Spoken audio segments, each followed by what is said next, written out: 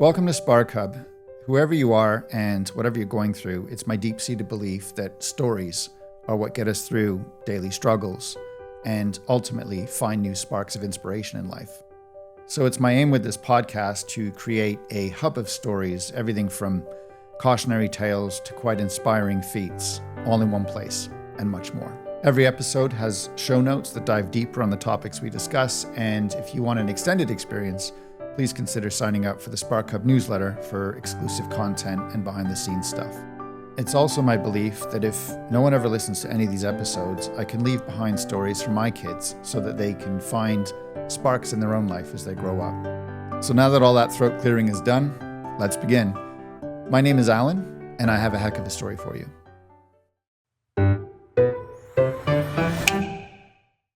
In this episode, I'm going to sit down with one of my longest time friends, and we're going to have a conversation about movement.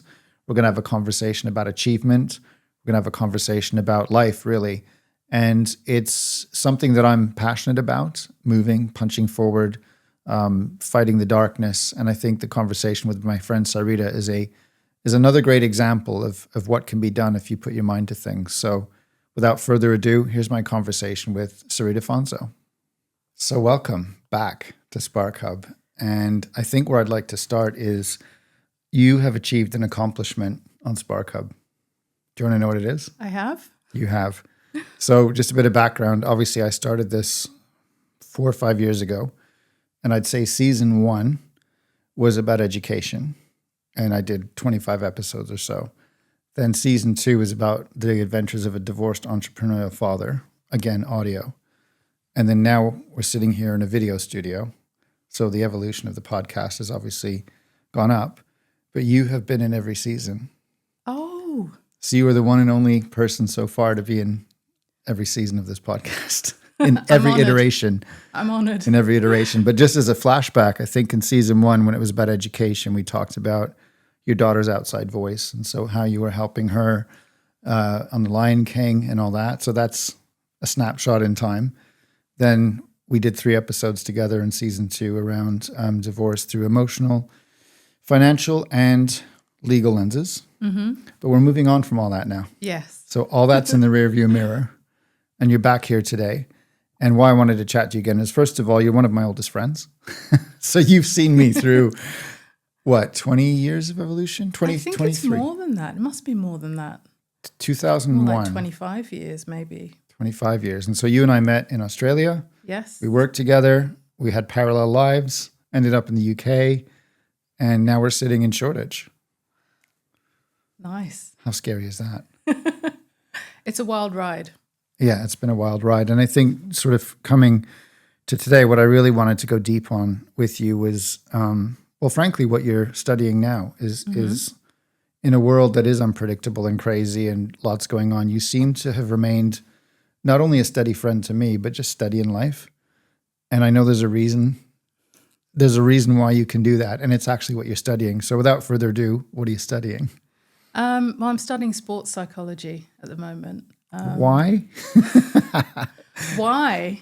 No, Gosh, I don't mean that question. facetiously. It's just, I've known you a long time, but why would you do a master's? It's a master's you're doing, isn't it? Yeah. I think at my core, I've always been an athlete. I've always been an athlete ever since I was a kid. And I think the times that I have felt the strongest about life in different ways has always been linked to movement. So I've always been interested in the athletic mindset anyway. I come from a sporting background myself. I grew up in Australia, sporting nation. Sport is almost like a religion in Australia. I remember. Yeah. I think they said, when I moved to Australia, they said Aussies will bet on anything that moves. Yeah, that's about it. That's what I was taught when I moved there. So That's about it. Yeah, it is really like a sort of thread that runs through culturally really, really strongly. So I was always brought up around sports and movement. It's something that I loved. I lent into in times of, stress in later life. And I've always been curious about, what happens mentally and cognitively for athletes in particular, but also for everyday athletes, which I consider myself one of those now. So I guess it's sort of, I've had a good career in media, and throughout all of that, physical activity has been the North Star for me, always.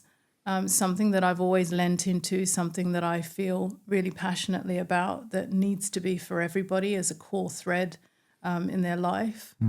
And so I really wanted to bring that together. I wanted to bring my kind of communications expertise together with, one of my core beliefs, which is that we're all born to move. And I'm also interested in the understanding of how the brain works to position us in a way that we can and will move our bodies, because not everybody does. No, that's true. And I think from my point of view, well, just a memory to prove your point. I've known you for a long time, and I've always known that sports has been a big part of your life, but I'll never forget, I think it was not long after you had children and I had children, because we had children around the same time. I remember asking you, how do you stay fit with kids running around and nippers and whatnot? And you told me something I'll never forget. You said, I do Peppa Pig dips. Yeah, those were the days.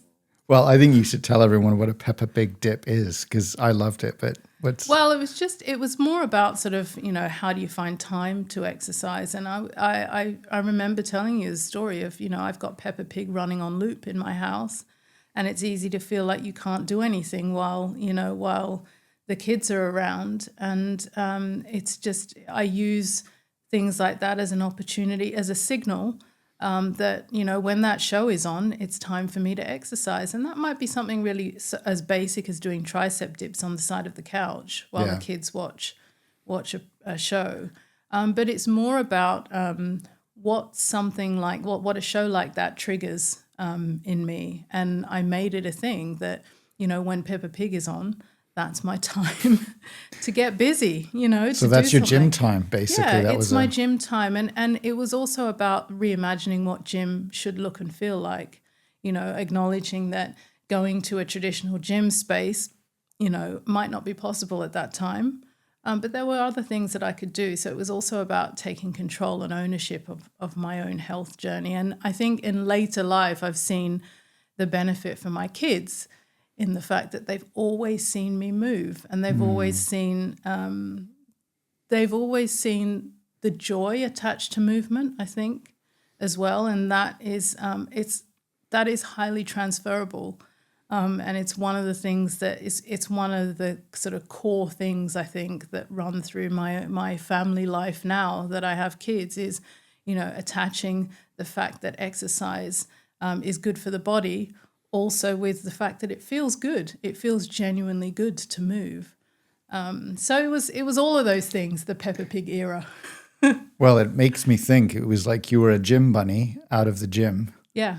And I guess one more question, and we'll move on from Peppa Pig, but did you know how long an episode was, and therefore time a workout around an episode? Was it that scientific? No. It wasn't that scientific at all. It was just get it done. It was just get it done. It was a theme tune meant that was time to move,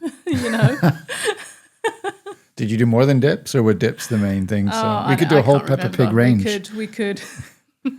Well, flash forward to now, I think what's changed in our lives, since I've known you is we've had to become leaders in roles. Your movement has enabled you to have leadership roles for quite a while, because you were formerly at big corporations, media brands. You had children, you took a break, you came back into the workforce. Well, I guess I think we can start with kind of, what we're seeing at the moment in the global landscape is a lot of, and this applies to everybody, a lot of uncertainty, a lot of, social unrest, a lot of, that kind of whole thread of predictability has been removed from all of us now. In a generation as well. In a generation, yeah, absolutely, in a generation. So it used to be that you used to be able to rely on kind of going to school, working hard, you'd go to uni, you'd get a good job afterwards, or do some sort of study and get a good job afterwards, you'd be in the workforce. And the dividends would come as long as you put the work in. And you could rely on people to be good citizens mostly. But I think that I guess safety net of belief has gradually been eroded over recent years. But I think the thing that strikes me as really key is, despite this massive uncertainty that, very little is within our control, what is in our control is generally our health and our physical activity levels. So I kind of have always seen physical activity as that one thing that nobody can take away from any of us, right? So if you decide, I'm going to go out, I'm going to work my body, I'm going to work my heart, I'm going to work my muscles, and I am going to treat my body as if it's the only place I have to live, then that thought process plays out very well in other areas of life, whether it be your family, your relationships, your work life, the ability to contribute to your friendships and to society as a whole is heightened purely because your body is better able to cope with the stresses of life. And so I suppose that is a truth that I have lived my whole life. But I think it's only in later years, like especially going into my late 40s, that I'm really starting to understand the value of it. The dividend. The dividend, yeah, absolutely. I'm starting to and not only am I starting to understand the value of it to myself and my own life, but also I'm starting to see the value of it in other people. So when I look around at the leaders and contributors in society and in life that seem to be able to have the greatest amount of control over their own destiny and position in the world, they are often physically fit people. It just seems to be the reality of it. And so when it comes to people who want to lead in the most effective way, physical activity and being physically strong is increasingly being seen as a status symbol in a way that previously it might have been more down to things like, what car you drove or, the kind of house that you lived in or what type of holidays you could afford every year or where your children went to school. Increasingly, it's been seen as a flex, no pun intended, to be a leader who is able to deliver well in business and for their staff, but also maintain a level of physical fitness that it also enables your behaviors to be mimicked, and that's a benefit for all. Right. Set an example really to your team. Yeah. You can set an example to your team, and also I think people who are, people who you're reporting into, you're displaying a sense of, you're able to display a sense of resilience and reliability. You're able to display a sense of resilience and reliability that is a business asset at the end of the day. Well, I'm going to tell you a stat. So this is fresh off the press. I was at a high school briefing for my son who's about to go into high school, and they threw up some slides about attendance. And they had some data that showed if you don't attend your lessons, you risk falling behind. So if you hit a certain, attendance record, you end up potentially falling behind. And they said core reasons this happen is diet and mostly exercise and sleep. So it's the three things you always tell me about: rest, recovery, and diet, basically good food. And they went into the science of it at high school level and said, actually, we can draw now a correlation to later in life relating to lost income. So there was a formula, and I don't know it, but you'll recognize it, that said if you lose a day at school, you fall behind by X. If you lose a week at school, you fall behind by Y. To catch up is harder than to stick it out. So stay healthy, stay in school. And then later in life, you have that resilience. Your earnings go up, your earning potential goes up. So it was interesting to sit in a high school briefing session and have them connect the dots between health, attendance, and future income. Now, you also said the world is a very unpredictable place. So what is the jobs of tomorrow? Who the heck knows? But I think the point being, I'm now seeing it in my son's high school. I'm hearing it from you, is whatever leader you want to be. And by the way, a leader doesn't mean a president or a CEO. No. It could be an operational leader. It could be behind the scenes leader, a technical leader. There's all types of leadership. Could be within your family. Could be within your family. And actually, you brought up a good point. As long as you can move, you can progress. If you can't move, then you introduce the opposite of dividends, It's which is risk. consequences. It's risk. Yeah. So don't move, high risk. Move, lower risk. And we don't all need to be athletes. No, this is not about creating a super species. This is about recognizing that we all have a lot more power than we maybe think we do in terms of being able to effect positive change in our lives. And this body is something that we can all rely on. And Well, I think, it hit me personally in a big way. So I always like to say you're from a land of fire and I'm from a land of ice. So you grew up in Australia, I grew up in Canada, and we have 4 distinct seasons in Canada where it could be high 30s humidity summer, and then by the winter it's minus 30.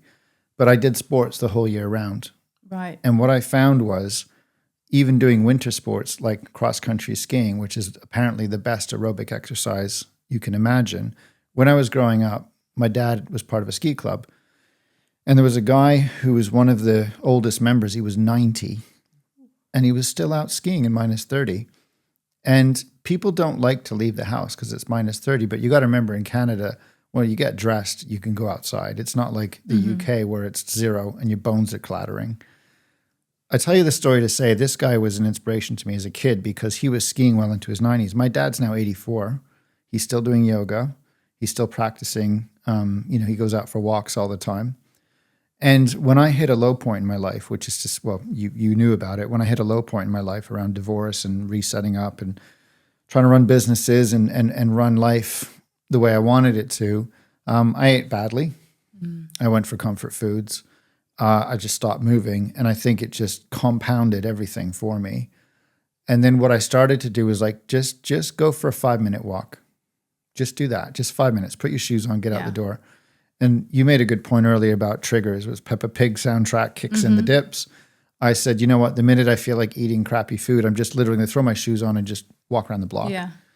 Thankfully, I live in the countryside, so I'm able to go into nature. Nature really helps. And I even go for walks in the rain if I have to, because I look back and go, well, it's better than minus 30. Yeah. So I have a comparison point.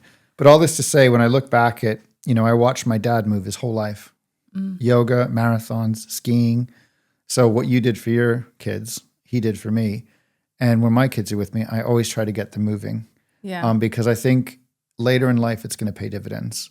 Absolutely. It absolutely will pay dividends. And I think, it's also that idea of being able and willing to lean into something that might be a little uncomfortable and being okay with that and understanding that I'm not going to die because I'm breathing hard and I'm sweating. That doesn't mean that I'm going to die. But I think what's so interesting to me about the whole physical activity thing and doing it is that it's now become less about your personal health, and it's now become as much about your personal health as it is about societal health, because this whole idea of mimicry I find really interesting. And it really is a case of kind of, if you are around people who are moving their body daily and seem to be experiencing joy from that, then you're likely to be curious at the very least. You're likely to lean in and go, hey, hang on a minute. They seem to be doing well. What are they doing? What are they doing? How are they doing it? How can I have a piece of that? I'll give you 2 examples, extreme examples of what you just said that I've always been one inspiring, one a bit worrying, but it's inspiring too. A capitalist example and a communist example. Famously, Steve Jobs, who founded Apple, never made a decision without walking first.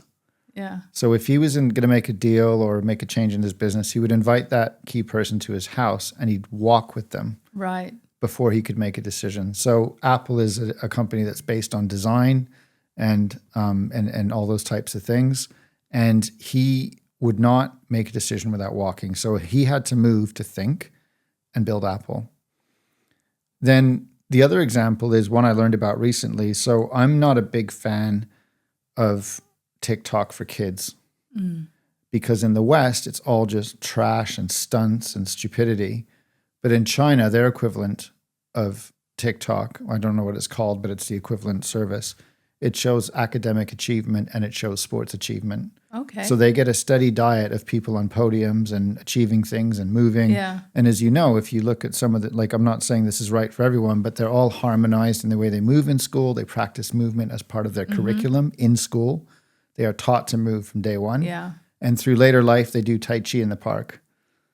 So they've looked at the whole lifespan, and communist people are able to think hundreds of years in advance because leadership doesn't change.